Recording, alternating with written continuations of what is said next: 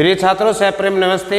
आज हम हिंदी गद्य भाग में लेसन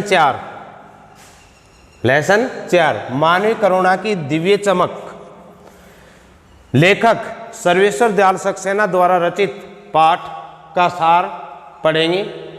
तो हमारा प्रश्न बनता है, सर्वेश्वर दयाल सक्सेना द्वारा रचित संस्मरण पाठ की विधा क्या है? संस्मरण।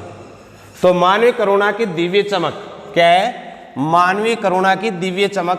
पाठ का सार अपने शब्दों में लिखिए। उत्तर है हमारा, मानवीय करुणा की दिव्य चमक श्री सर्वेश्वर दयाल सक्सेना द्वारा रचित एक संस्मरण है।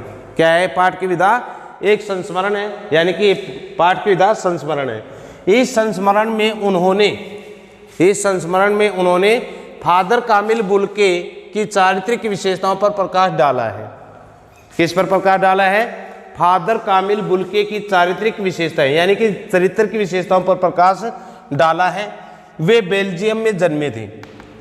फादर कामिल बुल्के का जन्म कहाँ पर हुआ था? बेल्जियम में। लेकिन अपने आप को वे भारतीय कहते थे। अपने आप को भारतीय कहते थे, यानी कि मैं भारत का रहने वाला हूं, इस प्रकार कहते थे। और उनका जन्म बेल्जियम में हुआ था। उनका जन्म रेम्स चैपल में हुआ था। उनका जन्म कहाँ पर हुआ था? Rheims chapel. यानी कि प्रश्न पूछा जाएगा, फादर कामिल बुल्के का जन्म कहाँ पर हुआ था? रेम्स चैपल में। और रहते कहाँ थे? भारत में, जो कि गिरजाघरों, पादरियों, धर्मगुरुओं तथा संतों की भूमि कही जाती है। ये रेम्स चैपल किसकी भूमि कही जाती है? गिरजाघरों, पादरियों और धर्मगुरुओं, संतों की भूमि कही जाती है। ये प्रश्न बनता है हमारा यहाँ पर। फादर कामिल बुल्के की मृत्यु एक जहरीले फोड़े के कारण हुई। क्या बताया?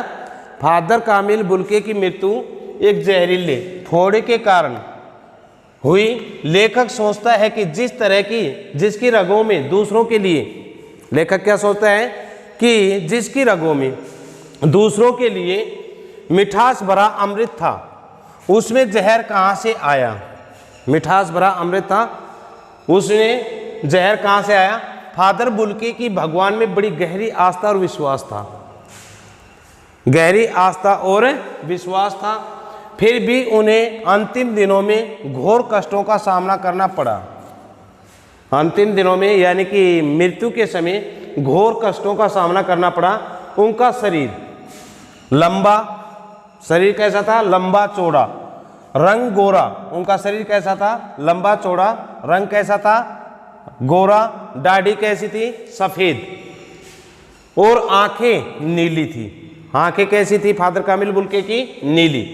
वे बड़े ही मिलनसार व्यक्ति थे। कैसे व्यक्ति थे? मिलनसार। लेकिन मैं 35 साल तक उनसे जुड़ा रहा। यहाँ पर मैं का अर्थ है लेखक वर्णन करता है कि मैं फादर कामिल बुल्के से 35 साल तक उनसे जुड़ा रहा। फादर को याद करना एक उदास संगीत के समान है। क्या बताया? फादर को याद करना एक उदास संगीत के समान है। और उनको देखना करुणा के निर्मल जल में नहाना है। याद करना एक उदास संगीत के समान है, और उनको देखना करुणा के निर्मल जल में नहाना है।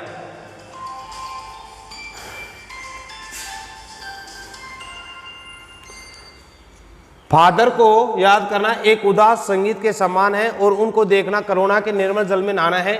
उनसे बातें करना कर्म के संकल्प से भरना था। परिमल पत्रिका नाम क्या है? परिमल। पत्रिका नाम क्या बताया? परिमल। परिमल पत्रिका के द्वारा लेखक की फादर से भेंट हुई। लेखक की किससे भेंट हुई? फादर से। धीरे धीरे वे उनसे पारिवारिक रिश्ते में बंध गए। किस में बंध गए? पारिवारिक रिश्ते में। वे गंभीर विषयों पर बहस करते थे। क्या बताया? गंभीर विषयों पर बहस करते थे, और लेखक की रचनाओं पर बेबाक राय और सुझाव देते थे। प्रिय छात्रों, प्रिय बच्चों, वे प्रत्येक उत्सव के अवसर पर, क्या बताया? प्रिय छात्रों, वे प्रत्येक उत्सव के अवसर पर लेखक को बड़े भाई और पुरोहित के समान आशीर्वाद देने आते थे। बड़े भाई के समान, पुरोहित के समान आशीर्वाद देने आते थे। फादर बुल्के में लेखक ने कभी भी क्रोध नहीं देखा, यानी कि उनका स्वभाव इस प्रकार का था, उनमें कभी भी गुस्सा नहीं आता था, उनमें केवल ममता और प्यार भरा हुआ था। लेखक उनको देखकर अक्सर सोचता था कि इंजीनियरिंग के आखिरी वर्ष में, किसमें, इंजीनियरिंग की पढ़ाई करने के आखिरी वर्ष में पहुंचकर भरे पूरे घर के बावजूद उनके मन में सन्यासी बनने की सन्यासी बनने की इच्छा कैसे जागृत हो गई। लेखक ने फादर बुल्के से पूछा कि, लेखक ने क्या पूछा, फादर बुल्के से पूछा कि क्या उन्हें अपने देश की याद नहीं आती। क्यों कि उनका जन्म कहाँ था, रेम्सचैपल में। तो उनसे प्रश्न किया गया कि क्या उन्हें अपने देश की याद नहीं आती। उन्होंने उत्तर दिया, क्या दिया, कि मेरा देश तो अब भारत है, क्योंकि उनका मन जो था वो भारत में ही रम गया था, इसलिए वो भारत में रहना चाहते थे। उन्होंने यह भी बताया कि उनकी जन्मभूमि रेम्सचैपल है।